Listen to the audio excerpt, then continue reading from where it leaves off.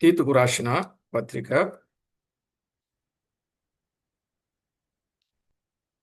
మొదటి అధ్యాయం 5వ వచనం. మొదటి అధ్యాయం 5వ వచనం. నేను నీకు ఆజ్ఞాపించిన ప్రకారం నీవు లోపముగా ఉన్న వాటిని దిద్ది ప్రతి పట్టణములోను పెద్దలను నియమించు నిమిత్తమే నేను క్రేతులో నిన్ను విడిచి వచ్చి తిని. చదవబడిన ఈ లేఖనం కొరకు ప్రార్థన చేసి వాక్యాన్ని విందాం. పరిశుద్ధుడవైన మా తండ్రి, ఘనుడవైన మా దేవ, మీ ఘననామానికి వేలాది వందనాలు, కోటాను కోట్లు స్తుతులు స్తోత్రములు చెల్లిస్తున్నాం. తీతుకు వ్రాసిన పత్రికలో నుండి ఎన్నో అమూల్యమైన విషయాలు, ఆధ్యాత్మిక సంగతులు మేము తేటగా వినడానికి మీరిచ్చిన కృపకై కృతజ్ఞతలు చెల్లిస్తున్నాం. అన్ని విషయాల్లో తోడుగా ఉండి మేలు చేయమని వేడుకుంటున్నాం. మా భక్తి జీవితానికి భరోసాగా మీ మహిమకు తేటైన ఆధారాలను మాకు బయలుపరచు. మీ నామమునకే మహిమ ఆపాదించుకొనమని కోరుచు మా ప్రభువు మా రక్షకుడైన యేసుక్రీస్తు అతి శ్రేష్టమైన అమూల్యమైన నామమున స్తోత్రము చెల్లించి స్తుతించి ప్రార్థించి మిక్కిలి వినయముగా బ్రతిమిలాడి వేడుచున్నాము తండ్రి, ఆమేన్. ప్రభునందు ప్రియులారా, పరిశుద్ధ గ్రంథమైన బైబిల్ నుండి తీతు ఎవరని ఎవరైనా అడిగితే పౌలు ఏం చెప్తాడు? నా నిజమైన కుమారుడు, నా సహోదరుడు, నా పాలివాడు, నా జత పనివాడు, ఒక్క ఆత్మను కలిగినవాడు, ఒకే అడుగుజాడలలో నడచినవాడు, సంఘములకు దూత అని చెప్తాడు కదా. ఇంకా ఎవరైనా తీతు ఎవరని ఎవరైనా అడిగితే అతడు దేవుని గూర్చి ఆసక్తి కలిగిన వాడు. రెండవదిగా, కృపను పూర్వం మొదలుపెట్టినవాడు. కృపను మొదలుపెట్టినవాడు, ఎంత గొప్ప మాట! కృపను మొదలుపెట్టినవాడు, ఎంత విశేషమైన మాట! మూడవదిగా, ఆయనను గూర్చిన సంగతి మనం విన్నప్పుడు కొరింథీయులకు రాసిన మొదటి పత్రిక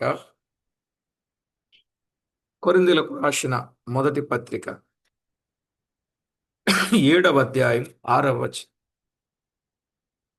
7వ అధ్యాయం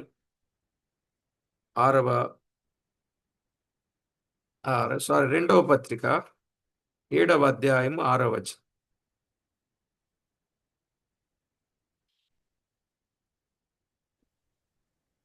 అయినను జనులను ఆదరించు దేవుడు తీతు రాక వలన మమ్మును ఆదరించెను. జనులను ఆదరించు దేవుడు తీతు రాక వలన మమ్మును ఆదరించెను. ఇప్పుడు చెప్పండి, తీతు ఎవరు? ఆదరించేవాడు. నిజమే.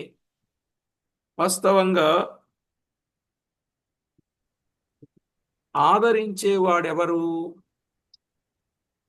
మనకు తెలుసు. కొరింథీయులకు రాసిన రెండవ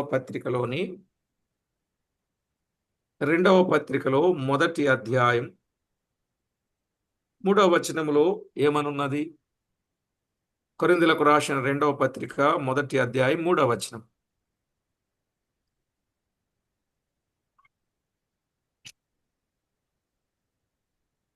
కనికరము చూపు తండ్రి, సమస్తమైన ఆదరణను అనుగ్రహించు దేవుడు అనుంది. సమస్తమైన ఆదరణను అనుగ్రహించేవాడు దేవుడు. రెండో మాట, 5వ వచనం. క్రీస్తు యొక్క శ్రమలు మా యందు ఎలాగు విస్తరించుచున్నవో అలాగే క్రీస్తు ద్వారా ఆదరణయు మాకు విస్తరించుచున్నది. తండ్రి ద్వారా ఆదరణ, కుమారుడైన క్రీస్తు ద్వారా ఆదరణ. కుమారుడైన క్రీస్తు ద్వారా ఆదరణ మాత్రమే కాదు, యోహాను సువార్త 14వ అధ్యాయం 16వ వచనములో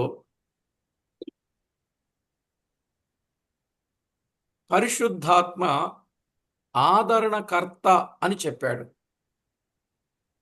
పరిశుద్ధాత్మ ఎవరండి? ఆయన మిమ్మును ఆదరించడానికి, ఎల్లప్పుడూ మీ వద్దనే ఉండడానికి వచ్చాడు. కనుక ఆయన ఆదరణకర్త. ప్రభునందు ప్రియులారా, పరిశుద్ధాత్మ ఆదరణకర్త అని చెప్తున్నాడు. దీన్ని బట్టి మనకు అర్థమయ్యేది ఏంటి? అటు తండ్రిలాగా, ఇటు కుమారునిలాగా, ఇటు పరిశుద్ధాత్మునిలాగా ఆయన ఆదరిస్తున్నాడు. అంటే దాని అర్థం పరిశుద్ధులు ఆదరించాలి అని. సహజంగా ప్రతి మనిషికి ఆదరణ అనేది ఎప్పుడు అవసరం అండి? ఎప్పుడు అవసరం? కీర్తన గ్రంథంలో చెప్పాడు. 94వ కీర్తన 18వ చరణం. 94:18లో నా అంతరంగమందు విచారములు హెచ్చగా నీ గొప్ప ఆదరణ నా ప్రాణమునకు నెమ్మది కలుగ చేయుచున్నది. సహజంగా మానవునికి అంతరంగములో విచారములు హెచ్చైపోయినప్పుడు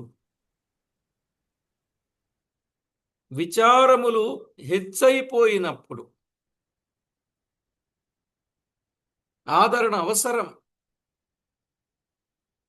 నిజమే. ఎవరైనా చనిపోతే వారింటి దగ్గర ఆదరణ కూడిక ఏర్పాటు చేస్తారు. దాన్ని మనోళ్ళు ఏమన్నారంటే జ్ఞాపకార్థ కూడిక అంటున్నారు.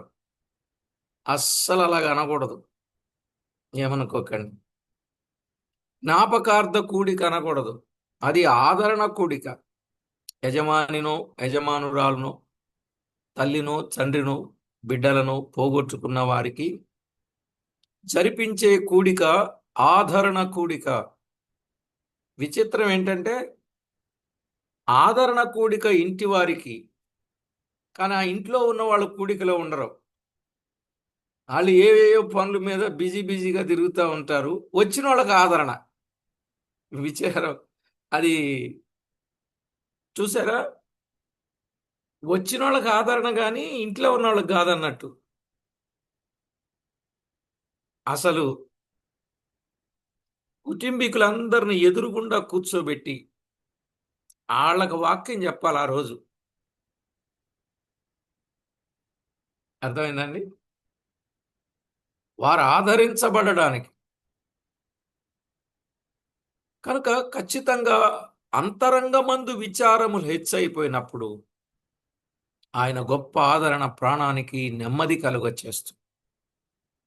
తీతు రాక వలన మేము ఆదరించబడితిమి. ఎంత మంచి మాట! ఈనాడు మనల్ని గురించి కూడా చాలా సంగతులు గమనించాలి. మనము ఎక్కడికి వెళ్ళినా ఆదరణగా ఉండాలి కానీ ఆవేదనగా ఉండకూడదు. మనం ఎక్కడికి వెళ్ళినా ఆనందంగా ఉండాలి కానీ అభయముగా ఉండాలి కానీ భయముగానో దుఃఖముగానో ఉండకూడదు. ప్రభు పిల్లల యొక్క గొప్ప సంగతి, అంతరంగములో గొప్ప విచారములు హెచ్చైపోయాయి. ఆయన గొప్ప ఆదరణ ప్రాణమునకు నెమ్మది కలుగ చేస్తుంది. కనుక ఈయన తీతు ఆదరించువాడు.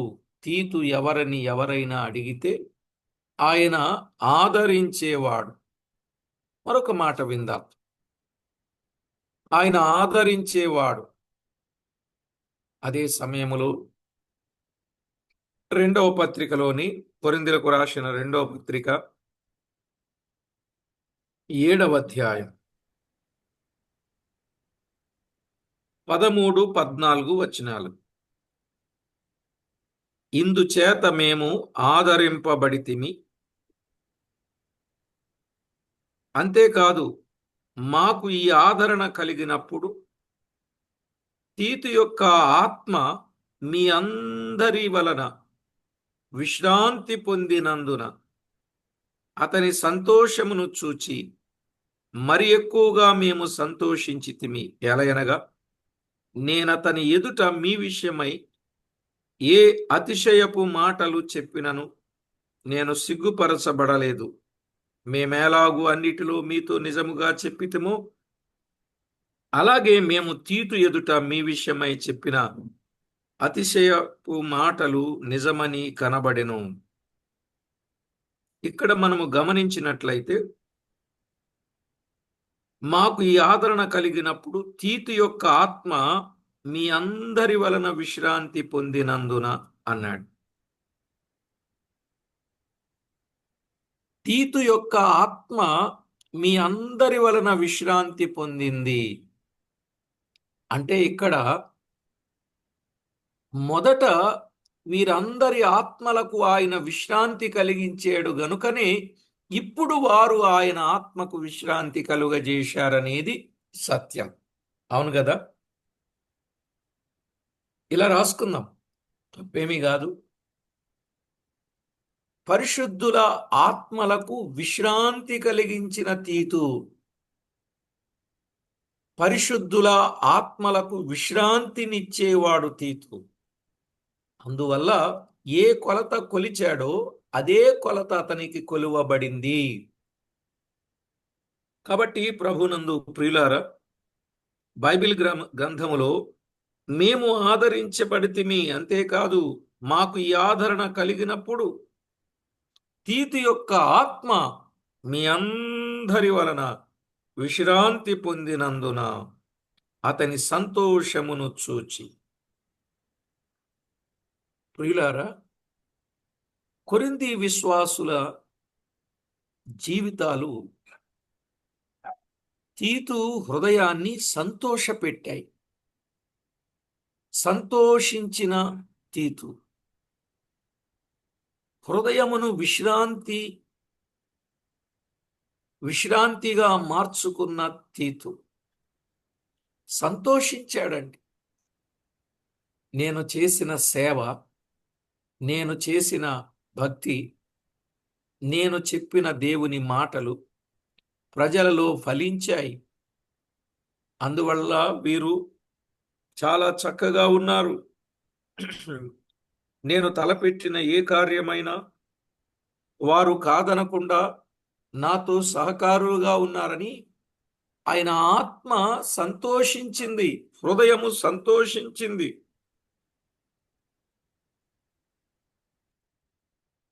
అది చూసిన పౌలు మరి ఎక్కువగా సంతోషంగా ఉన్నాడట.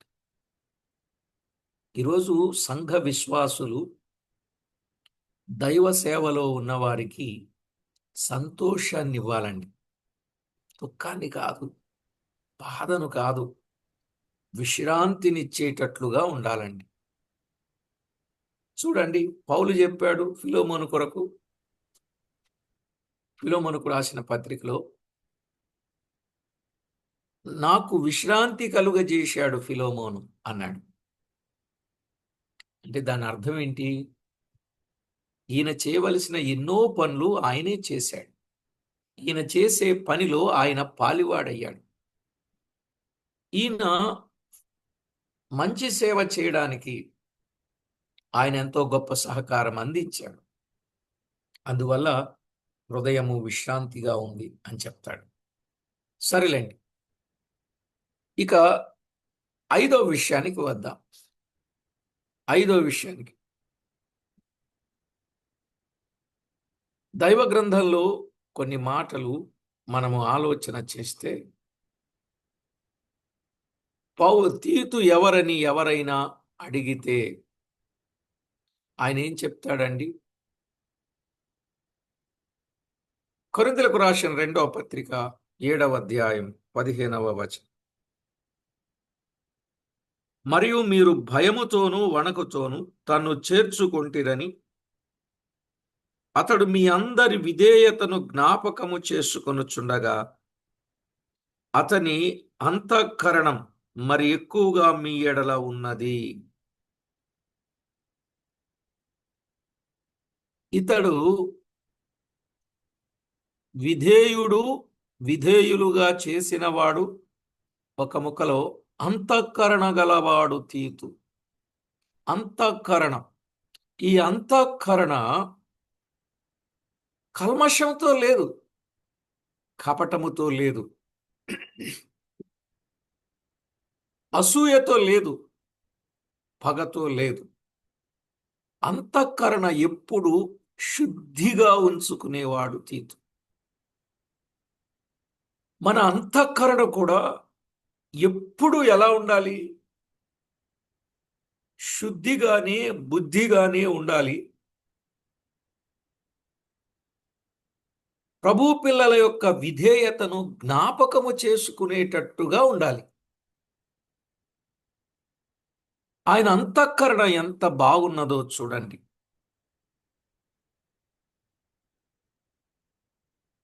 అతని గురించి మీరు భయపడ్డారు, వణికారు ఆయన్ని చేర్చుకోవడానికి. కానీ ఆయన అంతఃకరణ మాత్రం చాలా మంచిదండి. ప్రతి విషయములోనూ మీ వలన నాకు ధైర్యము కలుగుచున్నది గనుక నేను సంతోషించుచున్నానని క్రింది వచనంలో పౌలు చెప్పాడు. కాబట్టి ప్రభునందు ప్రియులారా, ఆయన అంతఃకరణ చాలా బాగున్నట్లుగా మనము చూస్తున్నాం. మరి మన అంతఃకరణ ఎలా ఉందండి? మన అంతరంగం ఎలా ఉందండి? నిజం చెప్పండి. మనం పై రూపాన్ని చూస్తామా, లోపల చూస్తామా?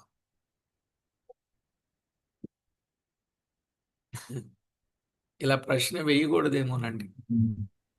మీరు చెప్పుకెళ్ళిపోండి కానీ బ్రదర్, ఇలా ప్రశ్న వేయకండి, మేము చెప్పలేకపోతున్నాం అన్నట్టుగా ఉన్నారా ఏమి? పై రూపమే చూస్తాం కదా. ఎందుకంటే మనం ఖచ్చితంగా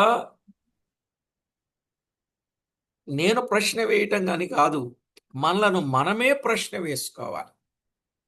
ఇలాంటి పదాలు వచ్చినప్పుడు, ఏ పదాలంటే మనస్సాక్షి అనే పదం వచ్చినప్పుడు, అంతరంగం అనే పదం వచ్చినప్పుడు, అంతఃకరణ అనే పదం వచ్చినప్పుడు తప్పనిసరిగా మనకు ప్రశ్న పడాలి. అది నేను వేయటం కాదు, మీరే వేసుకోవాలి. ఎందుకంటే వీటిని బట్టే కదా రేపు జీతం ఉండేది, వీటిని బట్టే కదా రేపు ప్రతిఫలం ఉండేది, వీటిని బట్టే కదా రేపు బహుమానం ఉండేది, వీటిని బట్టే కదా రేపు దేవుని ఎదుట తల ఎత్తుకునేది. అవునా కాదా? రేపు తల ఎత్తుకునేది వేటిని బట్టి? మనం చేసిన గొప్ప గొప్ప పనులను బట్టా కాదు కదండి. ఇదిగో ఈ మనస్సాక్షి, అంతఃకరణ, శుద్ధీకరణ, అంతరంగం, వీటిని బట్టి రేపు దేవుని ఎదుట తల ఎత్తుకునేదా దించేదా అనేది మనకు అర్థం అవుతుంది. సరేలేండి, మనుషులైతే పైరూపమును లక్ష్య పెడతాడు, దేవుడు ఆంతర్యమును లక్ష్య పెడతాడు. అదే చెప్పాడండి కదా, సమూయేలు గ్రంథంలో ఆ మాటే చెప్పాడు. బహిరంగంగా చూడొద్దో, ఆంతర్యమును చూడు. ఈవేళ మన జీవితంలో ఎవరలా వెళ్ళిపోయినా ఎవరిష్టం వాళ్ళది. ఎందుకంటే స్వేచ్ఛ స్వాతంత్ర్యములు కలిగిన దేశములో ఎవరి మీద ఆనుకొని బ్రతకాల్సిన రోజులు కావివి. ఏవైనా చేయొచ్చు, కానీ ఒకానొక దినాన దేవుని దగ్గర మనం అప్పగించుకోవాలి. పౌలు అదే అంటాడు, అన్నీ చేయడానికి నాకు స్వాతంత్ర్యము కలదు గాని నేను అన్నీ చేయదగినవి కావు అన్నాడు. ఆ వివేచన అనేది మనకుంటే చాలండి. ఎవరు ఎవరిని దాయక్కర్లే, కాపాడక్కర్లే, భద్రపరచక్కర్లే, వాళ్ళని కనిపెట్టుకొని జీవించాల్సిన అవసరం కూడా లేదు.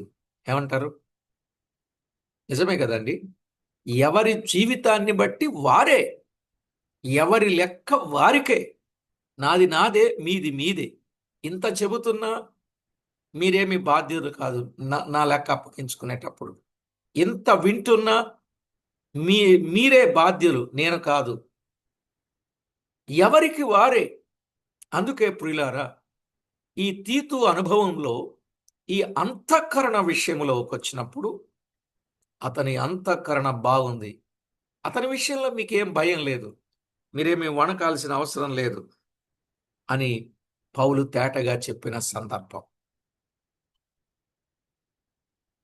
అతడు మీ అందరి విధేయతను జ్ఞాపకము చేసుకొనుచూ ఉన్నాడు. కొరింథీలలో కొందరు ఎంత విధేయులయ్యారో, కొందరు విధేయులు ఉన్నారులేండి, కానీ సంఘములో ఉన్న వారి విధేయతను ఆయన జ్ఞాపకం చేసుకుంటున్నాడు. అంటే ఏ కోణములోనైనా పరిశుద్ధులు ఆయన మనసులోనే ఉన్నారు, ఆయన జ్ఞాపకములోనే ఉన్నారు. ఈ అనుభవాలు మనము తప్పనిసరిగా కలిగి ఉండాలి. రైట్. తీతు ఎవరని ఎవరైనా అడిగితే ఏమని చెప్దామండి? ఒకటి, ప్రభువును గూర్చి ఆసక్తి గలవాడు. 2, కృపను పూర్వము మొదలుపెట్టినవాడు. 3, ఆదరించేవాడు. 4, అంతఃకరణ కలిగిన వాడు. ఇక 5వ విషయానికి వస్తే ఆయనను గూర్చిన సంగతి. 12వ అధ్యాయం, కొరింథీయులకు రాసిన మొదటి పత్రిక 12వ అధ్యాయం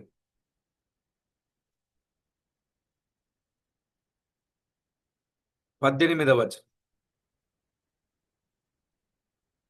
మీ యొద్దకు వెళ్ళుటకును తీతు హెచ్చరింపబడి అతనితో కూడా ఒక సహోదరుని పంపితిని. తీతును హెచ్చరించి అతనితో కూడా ఒక సహోదరుని పంపితిని. తీతు మిమ్మును మోసపుచ్చి ఏమైనా ఆర్జించుకొనెనా అన్నాడు. తీతు మిమ్మును మోసపుచ్చి ఏమైనా ఆర్జించుకొనెనా. ఇలా విందామండి. తీతు ఎవరిని మోసపుచ్చనివాడు. తీతు ఎవరిని మోసపుచ్చనివాడు. ఇప్పుడు ఎక్కడ చూసిన అడుగడుగున కంటికి కనిపించే ప్రతి ఈ ప్రపంచంలో మోసపుచ్చే వాళ్ళే ఉన్నారు, లేదా మోసపోయే వాళ్ళే ఉన్నారు. అవునా కదండి? మోసపుచ్చే వాళ్ళు ఉన్నారు, మోసపోయే వాళ్ళు ఉన్నారు. కానీ తీతు ఎప్పుడు కూడా ఎవరిని ఏది అర్జించలేదు, ఎవరిని మోసపుచ్చలేదు. ఎంత మంచి సాక్ష్యం అండి. ఎవరిని మోసపుచ్చలే, ఎవరిదైనా ఆర్జించుకొనలేదు. ఈ మాటలు విన్నప్పుడు మన శరీరం జల్దరించకుండా ఉండదండి. ఎప్పుడు ఎవరిని మోసపుచ్చలే. ఇవాళ చాలా మంది ఎక్కడ చూసినా మోసాలే. మోసపుచ్చని ఒక గొప్ప జీవితాన్ని కలిగిన వాడుగా ఉన్నట్లు మనము చూస్తాం. నిజమే ప్రియులారా. పౌలు ఇలాంటి లక్షణమే కలిగిన వాడుగా ఉన్నాడు. అపోస్తలుల కార్యముల గ్రంథం 20వ అధ్యాయం 33వ వచనాన్ని చదివితే 20:33, ఎవని వెండినైనను బంగారమునైనను వస్త్రములనైనను నేను ఆశింపలేదు. ఈ లక్షణమే తీతుకు వచ్చిందని. ఎవని వెండి గాని బంగారము గాని వస్త్రములనైనా నేను ఆశింపలేదు. నా అవసరముల నిమిత్తమును నాతో ఉన్నవారి నిమిత్తమును ఈ నా చేతులు కష్టపడ్డాయి అని మీకు తెలియను అని చెప్పాడు. ఎవరిని మోసపుచ్చలేదండి, ఎవరి దగ్గర అన్యాయంగా తీసుకొనలేదండి. వెండి గాని బంగారము గాని వస్త్రము గాని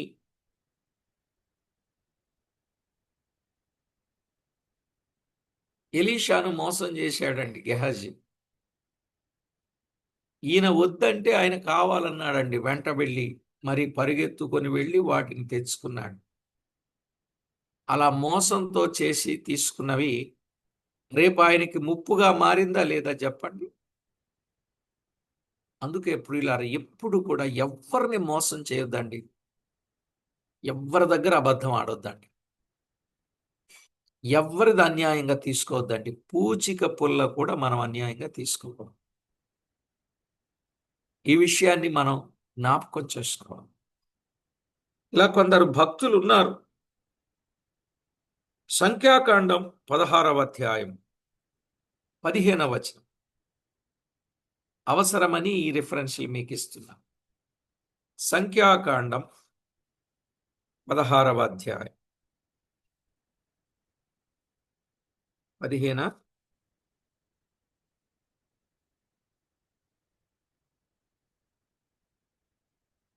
అందుకు మోషే మిక్కిలి కోపించి, నీవు వారి నైవేద్యమును లక్ష్య పెట్టకుము, ఒక్క గాడిదనైనను వారి యొద్ద నేను తీసుకొనలేదు, వారిలో ఎవనికి నేను హాని చేయలేదని యెహోవా యొద్ద మనవి చేసెను.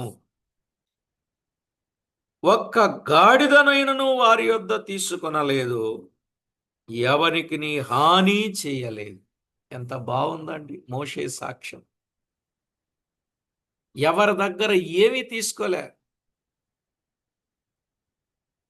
ఒక్క గాడిదనైనను, లంచము లేనివాడు, లంచము ఎరుగనివాడు, లంచము తీసుకొననివాడు మోషే.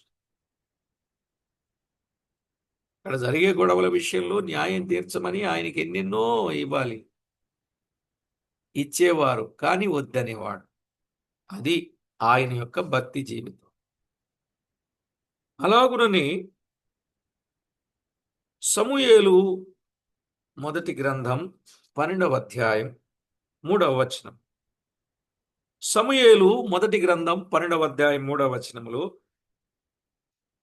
ఇదిగో నేనున్నాను, నేనెవని ఎద్దునైనను తీసుకుంటినా, ఎవని గార్ధబమునైనను పట్టుకొంటినా, ఎవనికైనా అన్యాయము చేసి తినా, ఎవనినైనా బాధ పెట్టి తినా, న్యాయము నాకు అగపడకుండా ఎవని యొద్దనైనను లంచము పుచ్చుకొంటినా, అలాగు చేసిన ఎడల యెహోవా సన్నిధిని ఆయన అభిషేకము చేయించిన వాని ఎదుటను వాడు నా మీద సాక్ష్యము పలుకవలెను. అప్పుడు నేను మీ ఎదుట దానిని మరలా నిత్తును అన్నాడు. చూశారు, ఎవని ఎద్దు గాని గార్ధం గాని తీసుకున్నాడా? తీసుకోలే. ఎవరికైనా అన్యాయం చేశాడా? ఎవరైనా బాధ పెట్టాడా? లేదు. ఎవరి యొద్ద లంచం పుచ్చుకున్నాడా? లేదు. చెప్పండి, ఇంత ఖచ్చితంగా ప్రతి ఒక్కరూ ఉండగలిగితే ఎంత మేలండి. అన్యాయంగా తీసుకోలేదు. ఒకవేళ ప్రేమించి పరిశుద్ధులు, ప్రభు పని విషయంలో, పరిశుద్ధుల అక్కర్ల విషయంలో, మరి పౌలు అన్నాడు కదా, నేను ఎవని వెండి బంగారముల నేను వస్త్రముల నేను ఆశింపలేదు, నాకు అక్కరగా ఉన్నవి, ఫిలిప్పీ పత్రికలో, నా అక్కర్లు తెలుసుకొని ప్రభు పిల్లలు ఏం చేశారన్నాడు.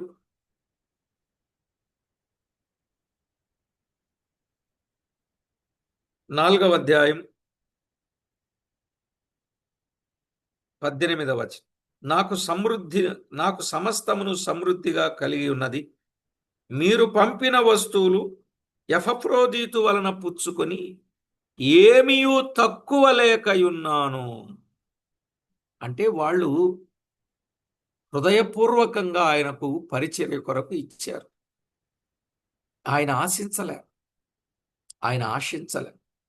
వారు హృదయపూర్వకంగా ఇచ్చారు. అందువలన నాకు సమృద్ధి కలిగి ఉన్నది, నేను ఏమీ తక్కువ లేకయున్నాను అన్నాడు. ఎంత మంచి మాట! అవి మనోహరమైన సువాసనయు దేవునికి ప్రీతికరమును ఇష్టమునైన యాగమునై ఉన్నవి. 19వ వచనం. కాగా దేవుడు తన ఐశ్వర్యము చొప్పున క్రీస్తు యేసునందు మహిమలో మీ ప్రతి అవసరమును తీర్చును. మీరు నా విషయంలో ఇలా ఉన్నారే, ఇదిగో మీకు కొన్ని అవసరాలు ఉండొచ్చు, అక్కర్లు ఉండొచ్చు, మీ అవసరాన్ని కూడా ఆయన తీరుస్తాడు అని చెప్పాడు. మరి దీనిని బట్టి ఆలోచన చేసినప్పుడు ఆయన ఎవరి దగ్గర తీసుకొనకపోయినా ప్రభు ఆయన అక్కరను తీరుస్తూనే వచ్చాడు. కాబట్టి ప్రభునందు ప్రియులారా, తీతు ఎవరి దగ్గరను ఆశించిన వాడు కాడు, అన్యాయముగా సంపాదించిన వాడు కాడు, మోసపూరితంగా సంపాదించిన వాడు కాడు. ఎవరి దగ్గరైనను అర్జించాడా, మోసపుచ్చాడా? అర్జించడం అంటే ఆశించడం, ఇంకా చెప్పాలంటే అడుక్కోవడమే. నేనైతే ఇలాగ అనుకుంటా, అర్జించడం అంటే ఆ, అట్లా. కానీ చేశాడా? లేదే. సంపాదన. ప్రియులారా, నిజంగా దేవుని దాసుడు ఆశించేవాడు కాడు, శాసించేవాడని నేను సేవకులకు చెప్తానే ఉంటాను. శాసించేటట్లుండాలి, ఆశించకూడదు. దేవుడు అవసరాలు తీరుస్తాడు ఖచ్చితంగా. నిజంగా ఆయన ఎలా తీరుస్తాడో, ఎవరి ద్వారా తీరుస్తాడో మనకు తెలియదు, కానీ ప్రభువు మాత్రం తప్పనిసరిగా ఆయన కార్యాన్ని ఆయన చేస్తాడు. సరేలేండి, ఇక్కడే నేను ఆగితే ముందుకు వెళ్తా. ఆ ఎవరిని మోసపుచ్చని వాడు. 7వ మాట. ఏడేనండి? అవునన్నా. అవును, ఏడే అన్నాను, ఏడాను. 7వ మాట. ఆ రోజు మోసపుచ్చిన వాడు. ఒకటి ఏది మొదటి మాట? ఆదరణ, ఒకటి ఆసక్తి గలవాడు, కాదు 2 కాదన్న, సంఘములకు కృపను దోతగా మొదలు ఉన్నవాడు. పెట్టినవాడు, 3 ఆదరణ ఇచ్చేవాడు, 4 విశ్రాంతి పొందినవాడు, అనగా విశ్రాంతిని ఇచ్చినవాడు, 5 అంతఃకరణ. అయా అంతఃకరణ శుద్ధి కలిగిన వాడు, 6 ఎవరిని ఎవరిని మోసపుచ్చని వాడు, 7 ఇప్పుడు చెప్పాలి. కొరింథీయులకు రాసిన 2వ పత్రిక 8వ అధ్యాయం 23వ వచనం.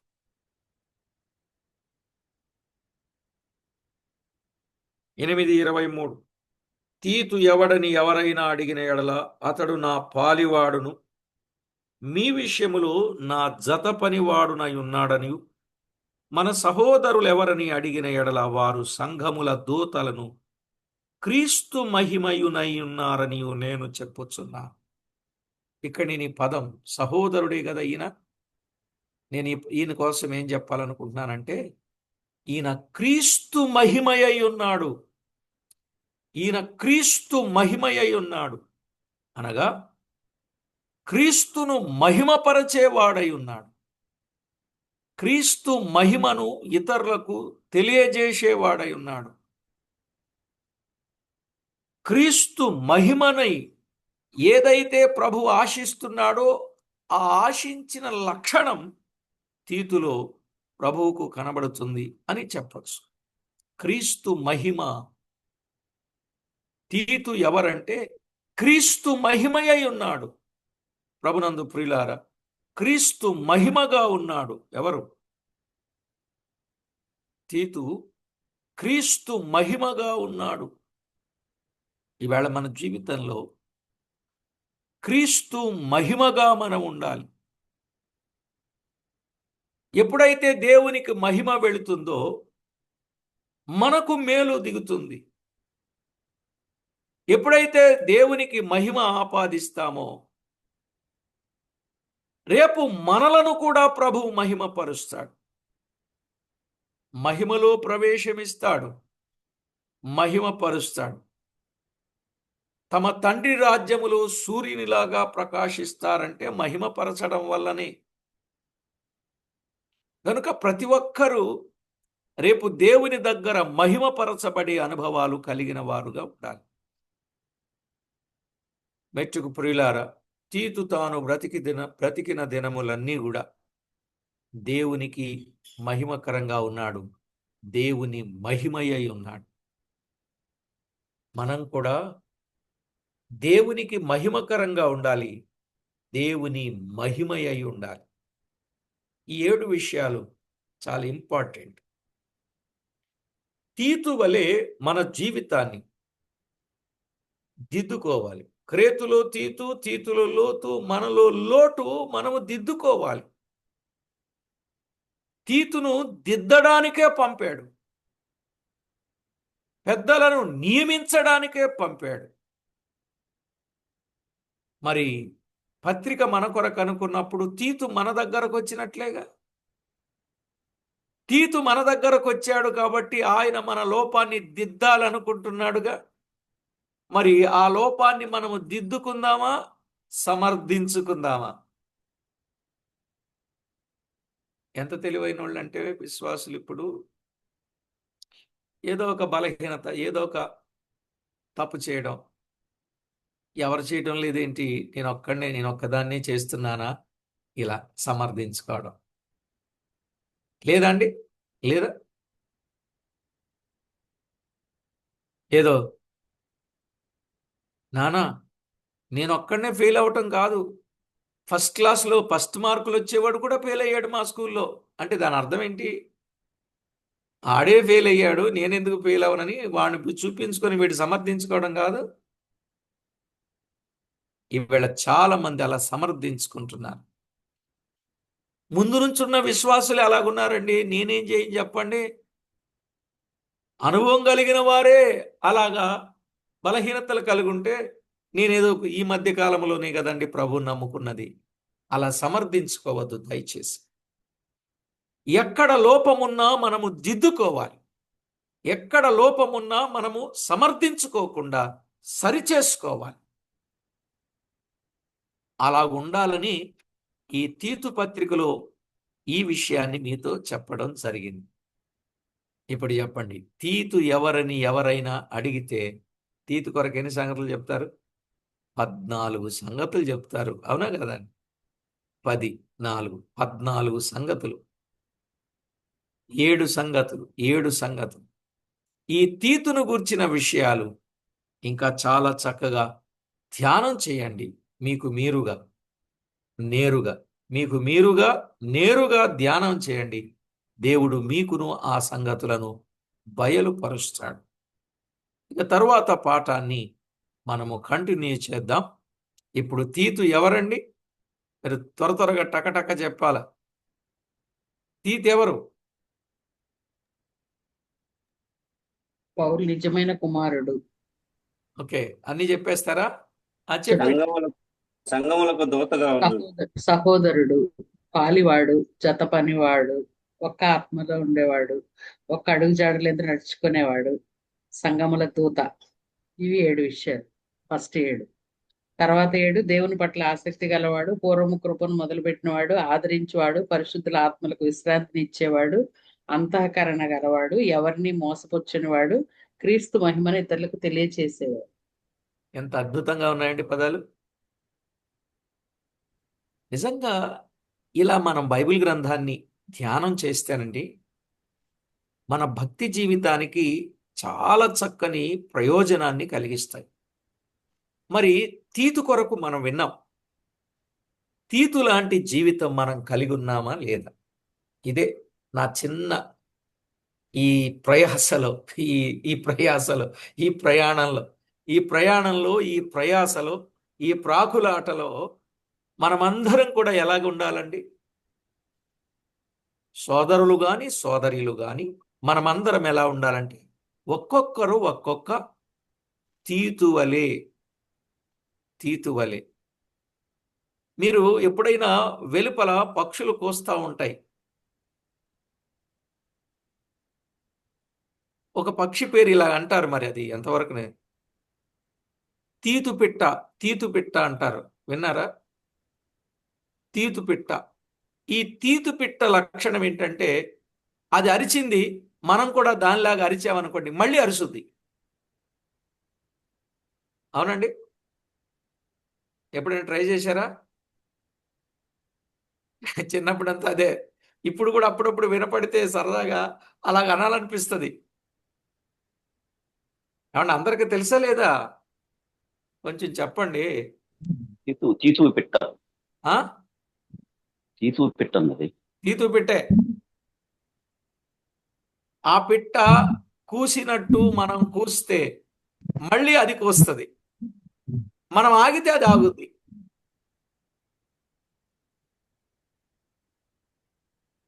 నేను ఎందుకు ఆ పిట్టని ఇప్పుడు జ్ఞాపకం చేశానంటే, తీతుకు ఈరోజు కూశాడు, మనం కూడా తీతుకులాగా కుయ్యాలి. ఇది కూడా మనకు ఒక గొప్ప అనుభవమే. ఆయన ఎలాగైతే ప్రభువు కొరకు నమ్మకస్తుడుగా, పౌలుకు నిజమైన కుమారుడుగా ఉన్నాడో, మనం కూడా మన ప్రియ ప్రభువుకు నమ్మకస్తులుగా ఉండి మన యాత్రా జీవితాన్ని ముందుకు తీసుకుని వెళ్దాం. ప్రతి ఒక్కొక్కరు ఒక్కొక్క తీతుకులాగా మారాలి. అలా మారినప్పుడే దానికి అర్థం, పరమార్థం ఖచ్చితంగా ఉంటుంది. దాని వలన ప్రయోజనం కూడా ఉంటుంది. ఇప్పటి జీవం విషయంలో, రాబో విషయంలో భక్తి ఎలాగూ ప్రయోజనమో అలాగునని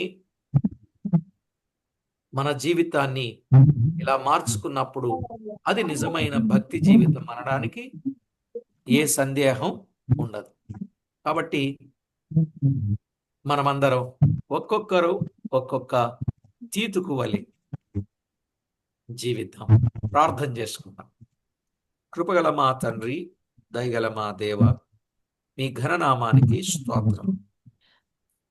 విన్న విషయాలు అందరి హృదయాలలో ఫలింప చేయండి. మీకెంతో మహిమ, ఘనత, కీర్తి, ప్రభావములను మేము ఆరోపించడానికి మమ్మను సిద్ధపరచండి. ఎవరు లోపములు కలిగి ఉన్నారో మీరెరుగుదురు గనుక వాటిని దిద్దండి మా ప్రభువా, వారిని దిద్దండి. మా మట్టుకు మమ్మందరినీ దిద్దండి. ఏ ఏ విషయాల్లో దిద్దుకోవాలో ఆయా విషయాల్లో దిద్దుకొని దీవెన పొందేటట్లు సిద్ధపరచండి. చేరి వచ్చిన వారందరినీ కనికరించి, వారి కుటుంబాలను కనికరించి, వారి ప్రార్థన అవసరతలు ఏమైతే ఉన్నాయో వాటన్నిటిని జ్ఞాపకం చేసుకొని వారి వారి అవసరతలు, అక్కర్లు తీర్చి మీకెంతో మహిమకరంగా జీవించడానికి సిద్ధపరచమని కోరుచు మా ప్రభు అయిన యేసు క్రీస్తు అమూల్యమైన నామమున స్తోత్రము చెల్లించి, స్తుతించి, ప్రార్థించి మిక్కిలి వినయముగా బ్రతిలాడి వేడుచూ ఉన్నాం మా ప్రియ పరలోకపు తండ్రి. ఆమేన్. ప్రభునందు ప్రియులారా,